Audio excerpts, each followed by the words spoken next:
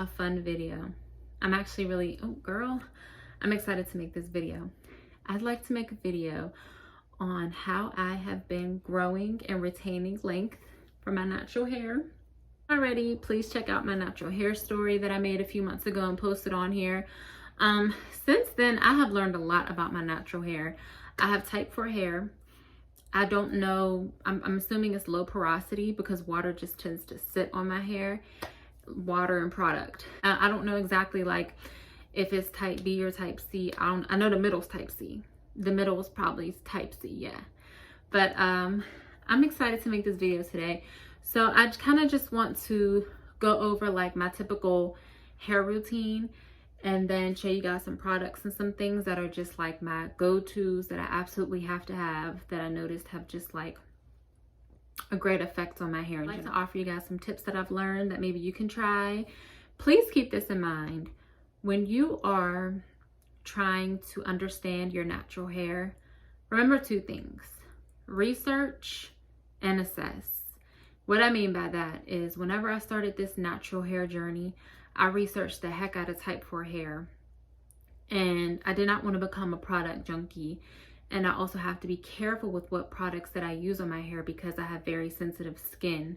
So I would, you know, really research something, like for instance, a deep conditioner, and then I'd try it and then I'd see how my hair liked it. If it liked it or loved it, then there we go. That's what we're keeping. I'm not jumping around to different products. Like that's just not, I'm not doing that. So once you find your holy grail, stick with it. All right, so my first tip for growing and retaining your natural hair. I know this is so obnoxious, but y'all, this is my water mug. This is how I make sure I get my water in every day. Do I finish it every day? I'd be lying if I said I did, but I try. Water is super important because you have to be moisturized from the inside out, but it starts with inside. Like if you're not properly hydrated, nothing is going to flourish. You're just going to be dehydrated and your hair will become brittle and break off, and you'll break out, and your body won't be able to properly digest things and keep things moving so that it can progress. Like you have to flush your body out. You have to. And water is definitely super important to me. I try to aim for 60 ounces of water a day. And I just get big cases of water and I fill this up every day. This is about 50 ounces, I think. And I kind of just try to have a bottle of water before I go to bed at night as well to kind of, you know, get it to where I want it to be. And I've noticed a significant difference. Like this is what y'all should aim for. And this might be TMI, but when you use the bathroom, you just want it to be clear. That's how you know you're flushing your body out, okay? Now let me show you guys something else. This is my hair basket. Now look, y'all, it looks more intense than what it actually is. Like, one thing I don't like about the whole natural hair community, everybody just makes it seem so daunting and such a task, and oh, I gotta do this and I gotta do that. If you love something, you take care of it. Change your perspective. My hair, I have to wash it weekly. That's one of the things I wanted to talk about. I have to deep condition her. I have to not apply too much heat and tension on my hair because I love her and it just is what it is. I'm not going to sit up there and cry about it. So with that being said, the shampoo that I use, and like I said, I wash my hair weekly. Every Sunday is wash day, except for today because I actually went to the salon today and I got a wash, condition, and a trim. So I won't wash her again until next week. But this is the shampoo that I use. As I Am Dry Itchy Scalp Care. As I Am probably has the best products, or my hair likes As I Am a lot, and it doesn't seem to break me out. So this is the shampoo that I use when I shampoo my hair. This is what I use to get my scalp. And please keep in mind, use kind hands, y'all. Kind hands whenever you're touching your hair. Kind hands, okay? But I use this because it allows me to gently scrub my scalp, and I also use this here. I use a microfiber towel, which I'm not going to go grab right now because it's hanging up. I don't feel like it. I use a microfiber towel that I found off of Amazon, and then I immediately start to deep condition. So I actually ran out of deep condition. I need to make a reminder on my phone to go grab some, but I like to use the Miele, what is it? It's the Miele hair mask. I'm gonna have to put it up here somewhere. I really like their products too, but I'm gonna be honest, I'm slightly allergic to that hair mask. When I use that hair mask, I get eczema on the back of my neck right here. So it's a little harsh, but it really moisturizes my hair. We have the hair mask, which I do like twice a month. And then I alternate between a deep condition. It's Carol's Daughter. I ran out of that too. And it smells so pleasant. The smell isn't overwhelming. It really gets in there and it moisturizes my hair. So when I apply the moisturizer, I apply it like a relaxer.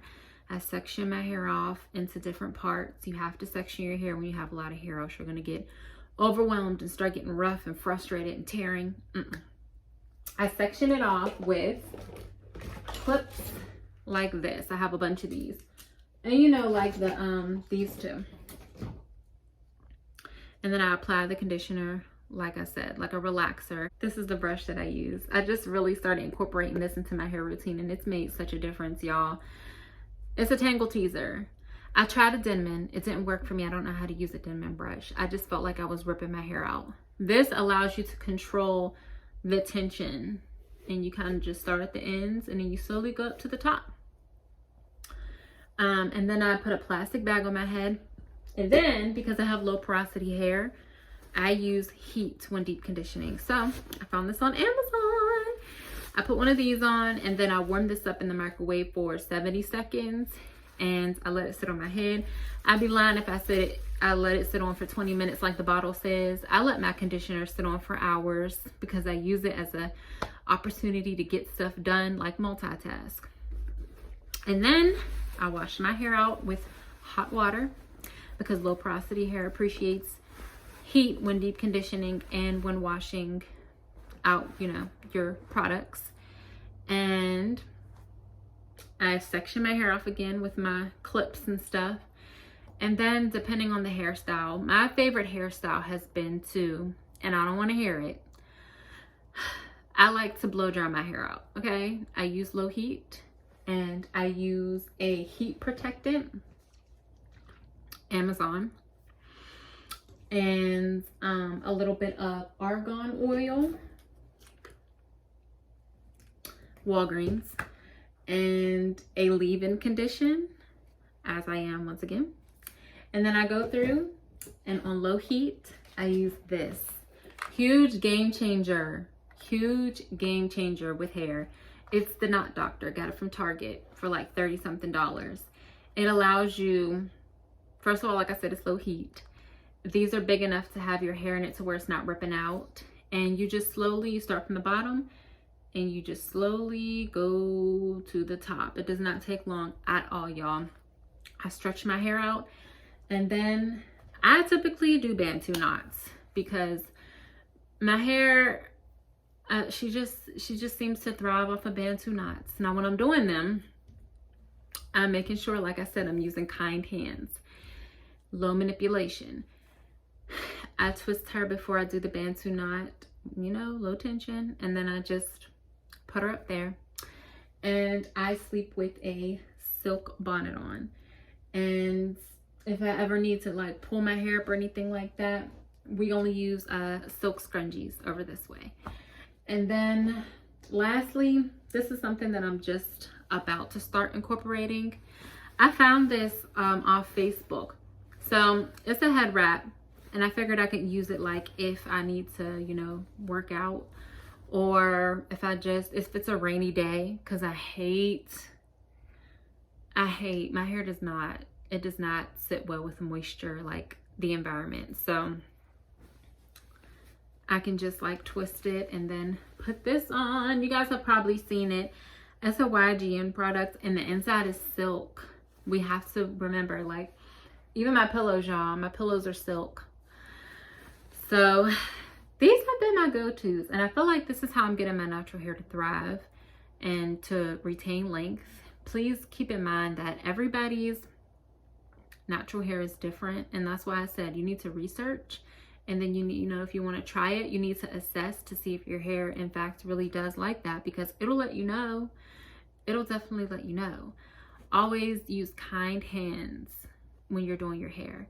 I really wish they would remove this term or this statement from Google. Don't touch your hair. What do you mean, don't touch my hair? I hate that, because it comes off as, oh, our natural hair is just so like, it's so difficult. I can't even touch it. I can't wear it out. One more reason why we try so hard to cover it up and put other people's fake hair on our hair. You can touch your hair. You just have to be gentle with it. Don't be putting a bunch of hot heat on it. If you do put heat on it, like I do every once in a while, use a good heat protectant and deep condition and protect it at night. Get a trim. That's another thing that made a huge difference. My hair, I got a trim today. Every 6 months, I go and I get a trim. One thing I will say though, when you go get your trim, unless you're a professional, don't do it yourself. But when you do go get a trim, try to find a natural hair stylist who specializes in natural hair, or else they're not really going to understand how to work with your hair to create less tension. Unfortunately, I have not found a natural hair stylist, but we probably will be moving soon, so hopefully I'll find one there. But they specialize in our hair. And lastly, make doing your natural hair an experience. Like, I hear so many stories about women who wear their natural hair and how they literally want to cry whenever it's wash day because it's such an extensive process. I make an experience out of it. I know for a fact that Sundays are wash day. It's going to take me 3 hours to complete the entire process. And therefore, I have my phone charged and ready to go. I'm listening to music. I'm watching court shows. Hush, that's my thing. I'm catching up on vlogs. I'm drinking my water. I might pour me a glass of wine. I might make me some ginger tea. But I, in a way, almost start to look forward to it, because I'm like, even though this is 3 hours of my time once a week, y'all, I know for a fact that I'm going to be doing things that I enjoy while I'm doing this. So it's okay. Like, try to change your mindset and your perspective on it. Like, there's nothing wrong with our hair. With any hair, it's going to be categorized so people kind of know what works for their hair and what doesn't work for them. And there are just some things, as with any type of hair, that you can and cannot do. So just try to change your perspective on things. But yeah, this is her. This is my natural hair. And I started wearing my natural hair out October of 2022. So it's been officially 6 months since I just threw away all my wigs one day and just decided to rock my natural. And I see some growth, a little bit of growth, but I also see that it's retaining its length. My hair is naturally thick and dense and long. My mom's hair is super long. But none of that matters if you don't know how to take care of it. So I've really just been trying to figure out ways to take care of her, and I think I have a really good hair routine, a natural hair routine. It seems like my hair is benefiting from it. And one last thing, don't worry about your hair kind of up. I just feel like if you're a wig wearer like I was, you look for perfection, symmetry. Like, look at my hair. It's not even all over. It doesn't grow that way. These parts of my hair right here always grow the longest. The back grows the longest. The middle is the thickest, and it takes the longest to grow. Like it's like a tapered, and I had to get used to seeing it that way. I kept trying to like manipulate it to make it all appear like even, and it's fine the way that it is. Like this is fine the way that it is, and your hair is fine the way that it is. If you do feel like you need to manipulate it, like I do a little bit, be careful and be kind to your hair. No tension, or find ways to minimize the tension, and just have kind hands. Don't be going around telling people don't touch your hair. You can touch your hair, you just have to be gentle with it. But that's all I have for you guys today. I hope you guys enjoyed this video.